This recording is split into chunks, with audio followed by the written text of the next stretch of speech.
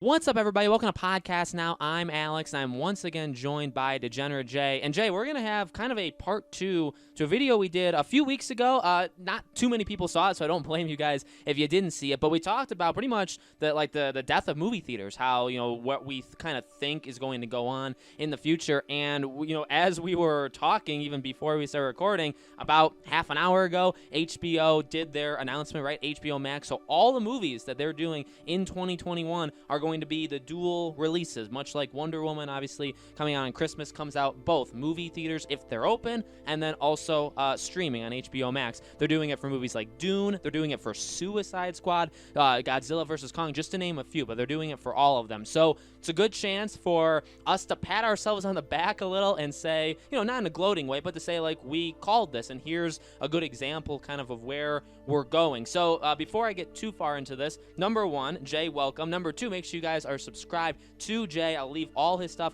in the description as well as a pinned comment, his main channel. He has a Let's Play channel. Amazing guy. Again, we've talked about this stuff before, and we're really excited to do it again. Hey, thanks, man. I appreciate being here.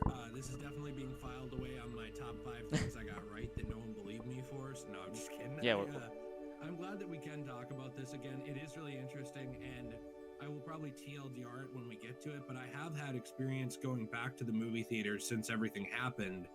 And I think it's a lot different than everyone thinks too. So we'll kind of get to that later. Right. No, and I kind of thought that too. The first thing, I was thinking about movie theaters in general, and funny enough, like yesterday, in terms of like when Jay and I were recording this yesterday, I was thinking about Wonder Woman and saying, actually, I keep planning to watch it online, like watch on HBO Max, but in reality, there are AMCs are the only ones that aren't closed, and I actually do have an AMC close to me. But in my mind, I want movie theaters to survive. I have kind of pushed even my own mind to say I'll just watch it online. But then I started to think, well, if I were to make an excuse to myself, and I thought about what you had said, Jay, with like movie theaters aren't what they used to be, like the refills and like sitting apart from each other, like it's not the same experience. So movie theaters aren't even, I would argue, as good as they were, maybe where people kind of thought of them. So let's just kind of start this from the beginning again. Jay, what do you think about, like, I feel like obviously this is a good move considering what they want, right? To be able to get as many eyes on these movies as possible. It's smart, but like this is kind of when you do something this big, it's about the biggest blow to a movie theater as you can get, isn't it? Yeah, it's very confusing though too, because actually with HBO Max, a lot of people don't know this. Maybe I'm helping people game the system here, but there's a 14-day free trial that everybody is able to get. Right. I will be using that for Wonder Woman. Yeah, and I'm going to be waiting until the Snyder Cut is done and just watching both if I can't get to a theater, and then canceling my subscription. I don't really have any interest in HBO Max. For myself, I know they think a lot of these Hollywood companies think that we have borderline unlimited money to subscribe to different things every month. If you run through all the stuff that I'm subscribed to, it's like Spotify, Netflix, Disney Plus. I have a like Xbox Game Pass, Xbox Live Gold, PS Plus, and there's even more than that if I sat down and thought about it. That's already like 6 things right every month. That's probably $80 a month, just into that stuff. And I don't really want to keep paying for more and more streaming services that I don't have time to use.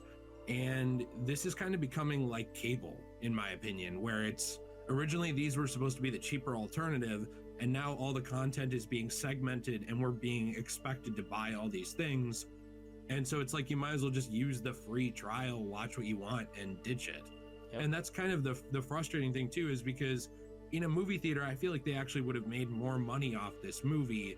Obviously, if this situation wasn't going on, but even with limited capacity, I know here theaters are able to seat, and this is in Minnesota, I believe it's like 40 to 45% of the occupancy, which yes, isn't that much, but technically if you think about it, I used to work at a theater. I actually worked at AMC, and I don't know the exact breakdown, so I can't speak for the company, but I know that it was like the theater would take a small cut, but most of the ticket price would actually go back towards the movie studio. Yeah, that's the thing. That's the thing I don't understand, because in this talk of movie theaters, oh, we don't. Some people are even advising, like, we don't need them. Just get rid of them. And I mean, everybody's entitled to their own opinion. I'm not gonna say, you can think if you hate movie theaters, that's fine. You have a place on the channel, whatever. But you see people saying things like that, and it's like, for what I knew or what I know, and I don't really, I don't say that I know all that much. I saw numbers going around like movie theaters take like half. That, I've never seen that number before. I always thought it was closer to like 10, 20, 25%.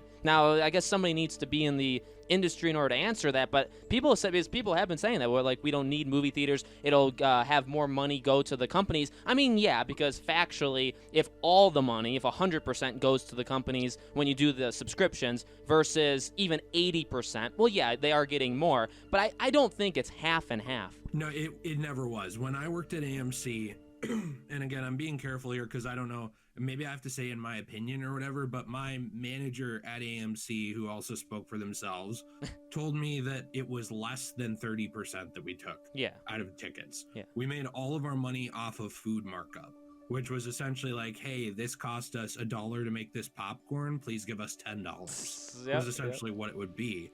And yes, you're cutting that out, and I understand that that's cheaper for a consumer, but it's also not technically cheaper if you have to subscribe to multiple different venues in order to get all these different things, is also my point. And not to shill for AMC, but they have a really good AMC Stubs Premier A-List rewards program. There's a lot of words to it.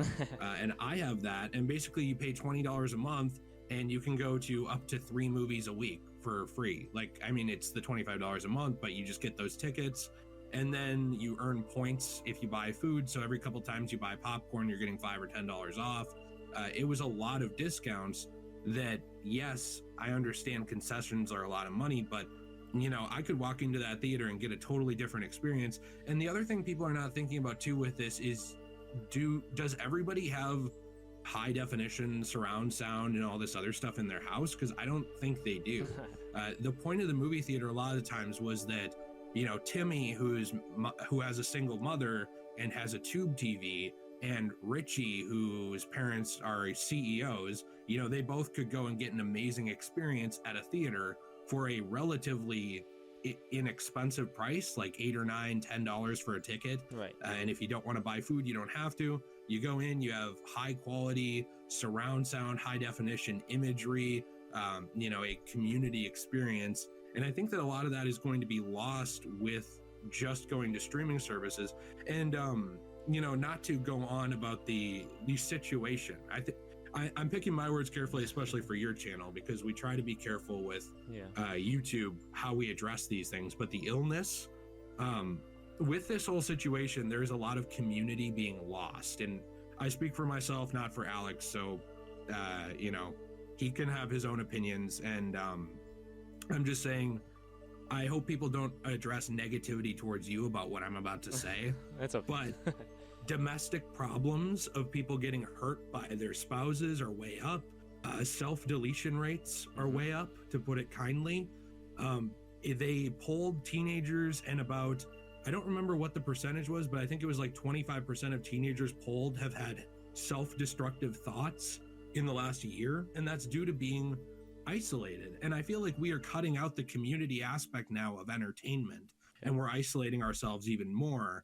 And whatever you think about movie theaters, yeah, you have your right to your opinion. If you want to sit at home by yourself or with your family, that's fine, but a lot of people need this community. No, I totally agree. I think a lot of points you nailed. I think the subscription thing, that's been said, but it really hasn't been said. Like, I don't see enough people saying it, right? Where if you really do break it down, exactly what you said. I mean, you look at, even me, like, I have PlayStation Plus, I have a Nintendo, like the online membership. I don't think I have Netflix, I think I dropped it, but I have Disney Plus, I do Hulu, I do like ESPN, I guess that comes in the Disney Plus package. But you add all these things up, and they truly do become cable again. Like, we're literally repeating the same mistakes, or I guess like we're not innovating. We thought we were innovating, or the streaming services thought they were innovating, and what they really did is just doing exactly the same thing, but you're just doing it streaming. Maybe it's better quality, maybe they make a little bit more money off of it, right, than maybe you do when you're on like a network TV or something. So we're kind of doing the same thing over. So I completely agree with that.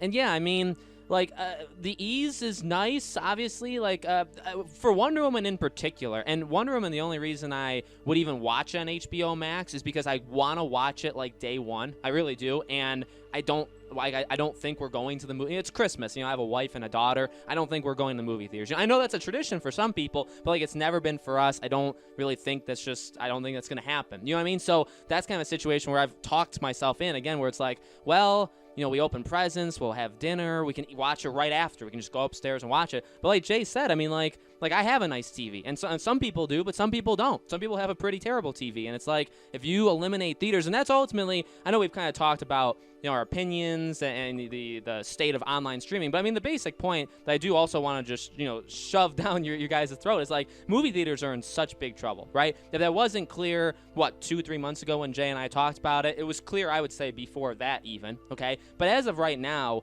I mean, look, again, I'm not going to get too political at all, but 2021, I don't know if you guys know, that's a year. That's a long time. And to declare now in early December, when we have a lot of stuff coming out that could potentially help us against said thing around the world, right? And you're going to say all of 2021, you're going to not have it be only in theaters. That is to me, that there's no other way of saying it. That's the final blow. Because then what happens with everybody else? Well, they're going to do it as, you know what I mean? Like, somebody as big as them to do with Wonder Woman, with Suicide Squad, imagine if they do it for 2022 with Batman, right? Or The Batman. I mean, that's enormous. And I think it just comes down to, again, do they think movie theaters are going to still be around in 2022? I thought we were dealing with 2021. I thought everything was delayed till January, and then we would kind of just play it by ear. Remember, Jay and I made fun of that, where it's like, who goes first? You just point at somebody else and say, well, you go first. Well, Tenet was supposed to go first and kick it off, and they did, and nobody else followed. So that's where we were, and now HBO, or now Warner Bros. Decided, well, we're going to skip that altogether. We're going to skip 2021. We'll just come back in 2022, because movie theaters will easily survive another year, right? What's so weird about it to me is that WB also said they're going to do a limited theater release for like a week or two. So that's what's really odd, is that they're going to still do it a little bit. It's like they're trying to have their cake and eat it too. Right. And I don't understand that approach. Well, and it's in theaters like less time. Like, Wonder Woman's only in theaters for 1 month. Normally they have like 6 to 8 week contracts, but now it's only 4. So like, that's changing too. Yeah, and honestly, I could see it getting pulled eventually from some theaters if it just doesn't bring in any money. Right. I mean, it's still possible. We saw that with Hellboy, and that was prior to. Yeah, that was just a movie. Prior. Well, yeah, and that movie was bad. But yeah, the thing about that was that it just didn't make any money, so it was wasting a slot. And so it just kind of depends on. There probably is nothing else to fill that slot. Right. But I kind of don't see it 3 weeks in making anything. I know. Yeah. The problem that I'm having with this, dude, and I've said it before, and I don't want to go too far into it because I would assume probably 3/4 of the people or half watched our previous video, so I don't want to preach at them. But I see a lot of people saying, like, this situation is not over, and it's like, yes, for the most part, I don't think anyone's arguing that it is. However, I'm very annoyed at the general audience response by some people to this situation, because for some reason, people have made concessions and exceptions to where this situation affects people and where it doesn't. For example, if I go to a political event, or if I go to a funeral or something important, it's like all of a sudden the situation around the world is out of my head and it doesn't matter, and I'm not worried.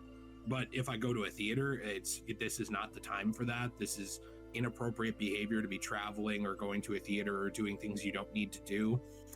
And it's ironic to me because when I go to the grocery store, there's more people close to me. Right. When I go to Target, and that's not their fault, but there's just so many people that show up at my local place that there's more people pass within 6 feet of me. Walmart, any of these places where they draw crowds, it's like people don't even think about it. But when it comes to the theater, where they force you to sit over 6 feet apart from other people, they block off. I know AMC blocks off a lot of the seats in front of you if they're too close. you know, and those are people facing the other way. So for me, when I went with Nate and I'm sorry, actually I went with T, and we saw Tenet.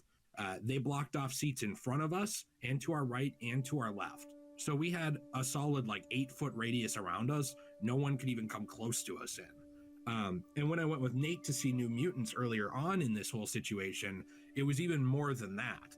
And I guess that's my frustration with this thing, is that I think people are not going, partially because they think it's unsafe. And I believe that these theaters have actually done an excellent job of making the experience safe. And I guess that's what frustrates me, is that I feel like the public has this weird perception that certain things are safer than they are and other things aren't. And I think that that's hurting movie theaters too. And that's one reason why no one wants to release anything, because no one wants to go because they're afraid. Yep. No, it's all who you listen to. And it's funny, last thing I'll say too, like, it's funny you have the message of like things are so unsafe and all that stuff by some people, even, and we could talk about Hollywood in particular. There's a lot of Hollywood elites that'll tell you dangerous, don't go. But then when their movie comes out, or maybe some people that were quiet, and they're like, you see Gal Gadot saying go see it in theaters, like make sure the theater's safe, but go see it, right? Patty Jenkins saying go see it in theaters, but you know their colleagues are also people, and they maybe believe it too. They're people that say don't go, right? So everybody's all two-faced. They'll say one thing behind closed doors, and they'll say other things in front of you, and that's just generally that's how the world is. But guys, let us know in the comments below, what do you think? A lot we discussed, but let us know your opinion, your situation, maybe with movie theaters around you. Make sure, again, as always, you guys are subscribed to Jay's channel. I'm going to leave both of his channels in the description, in the pinned comment. As always, make sure you guys are subscribed here, all that good stuff. Thank you so much, Jay, for being on this video with me. Hey, thanks for having me. I always appreciate it. Sorry if I went on a little long here, but I really appreciate your audience. I love talking to them. They're all very nice, and I look forward to doing more videos. Awesome. Maybe we'll have part 3 to this theater fiasco someday. Thank you guys for watching, and we'll see you all on the next video.